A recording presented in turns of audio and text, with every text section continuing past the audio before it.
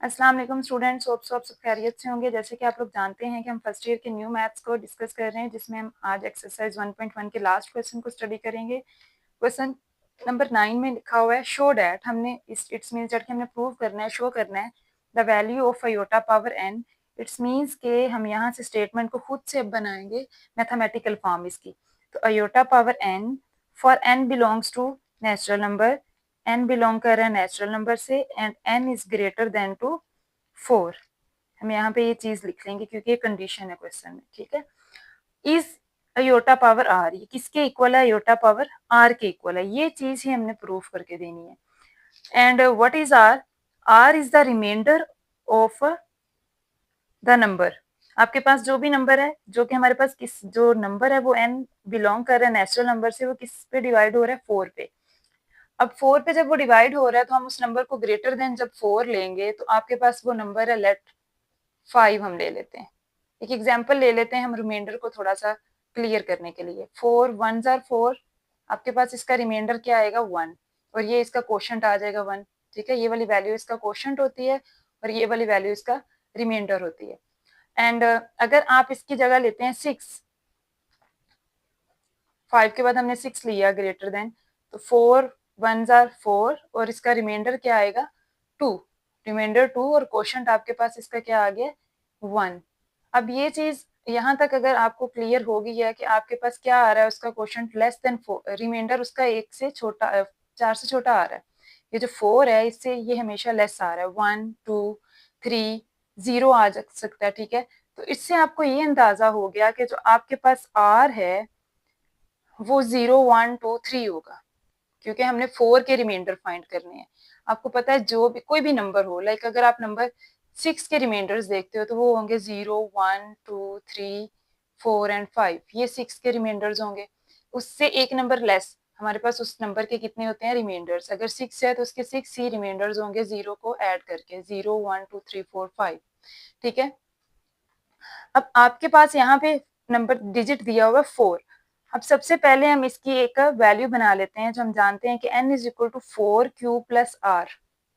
अब इस चीज को अगर हम सेटिस्फाई करते हैं अपनी इसी स्टेटमेंट से, तो हम कह रहे हैं कि 4 हमने यहाँ पे क्यों लिया है? क्योंकि हम इसको डिवाइड कर रहे हैं 4 पे, ठीक है। विच इज डिवाइडेड बाय 4, तो 4 हमने इसलिए लिया। और अगर हम देखें ये q क्या है, तो q इसमें कोशंट होता है और r इसका रिमाइंडर है, ठीक है। तो ये आपके पास दो चीजें, और ये आपके पास इसका नंबर जिससे आपने डिवाइड करना है। और ये वाला जो नंबर है ये हमारे पास n होगा, ये n है। ये आपके पास है, ये वाला जो आपके पास नंबर है ये हमने उस जो जिस पे हम डिवाइड करेंगे सारे नंबर्स को, नेचुरल नंबर्स को जो उसने दिए, ठीक है। अब आपके पास यहाँ पे r क्या है वो हम थोड़ा डिस्कस कर लेते हैं। r आपके पास 4 के लिए क्या होगा? जैसे मैंने अभी 6 के लिए एग्जांपल दी कि 0 से लेके 5 तक होंगे, इस तरह से 4 के लिए रिमाइंडर होंगे 0 1 2 और 3, ठीक है। अब आपने ये चीज आपके पास क्लियर होगी, आपको पता है कि n किसके इक्वल है? 4q प्लस r के इक्वल है। हम यहाँ पे अगर n आपके पास 5 है ना, हम इस चीज को थोड़ा सा देखते हैं कि अगर हमने n 5 लिया डिवीजन में, 4 1s आर 4, आंसर 1।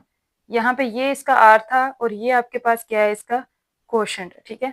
तो आपने क्या करना है, n आपके पास 5 है, तो अब देखते हैं कि क्या हमारे पास 4q प्लस r से इसका आंसर 5 आता है। 4q इसका क्या है? 1 एंड रिमाइंडर इसका है 1, तो 4 प्लस 1 5। सो यही चीज आपके पास सेटिस्फाई कर रही है कि हमने ये जो स्टेटमेंट लिखी है, इक्वेशन लिखी है, बिल्कुल ठीक है। तो आपने यहाँ पे iota power n is equal to iota power r को जब हमने प्रूफ करना है तो आपके पास अयोटा पावर n को हम लेंगे और यहाँ पे n की जगह पे क्या वैल्यू है? हमने n को किसके इक्वल लेट किया हुआ है? 4q प्लस r के। सो यहाँ पे आ जाएगा 4q प्लस r, अयोटा की पावर है ये, ठीक है। तो अब आप इसको अलग अलग करके भी लिख सकते हो, 4q और अयोटा पावर r, ठीक है। और ये भी हम इसको कर सकते हैं कि अयोटा पावर 4 इंटू क्यू और अयोटा पावर r। हम जानते हैं कि अयोटा की पावर 4 अगर हम यहाँ पे सॉल्व करें तो 1 के इक्वल होती है। अयोटा पावर 4 अयोटा स्क्वायर का स्क्वायर आएगा एंड देन -1 का स्क्वायर, तो आंसर आता है +1। तो यहाँ पे आपके पास है अयोटा 4 की वैल्यू क्या आती है? हमें पता है कि 4 आती है, 1 आती है। वो आपके पास आ जाएगा इसकी power q and iota power r। किसी भी आपके पास कोई भी नंबर हो, 1 हो, उसकी पावर कुछ भी हो, तो उसका आंसर हमेशा 1 ही आना है, ठीक है?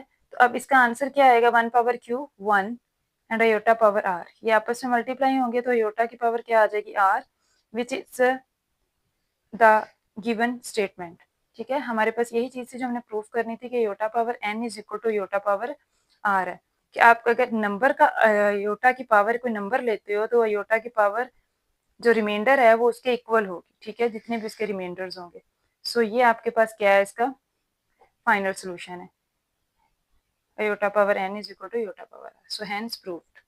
ये चीज आपके पास, या हैंस शोड एट, हम लिखेंगे हैंस शोड एट, या हम लिख लेंगे hence prove the value of iota power n is iota power r, या हैंस प्रूव्ड, या हैंस शोड, जो भी आपने लिखना है। आपके पास स्टेटमेंट कंप्लीट लिखी हुई है, आप ये लिख सकते हैं, showed that the value of iota power n for n belongs to natural number and n greater than to 4 is iota power r, ठीक है? तो ये आपके पास आपका बेसिकली छोटा सा और सिंपल सा प्रूफ है जो कि हमने यहाँ पे सॉल्व किया। होप सो आपको क्लियर थी, इसकी समझ आ गई होगी। किसी पॉइंट से कोई कंफ्यूजन हो तो आप डिस्कस कर सकते हैं। सो मिलते हैं नेक्स्ट लेक्चर में, तब तक के लिए अल्लाह हाफिज़।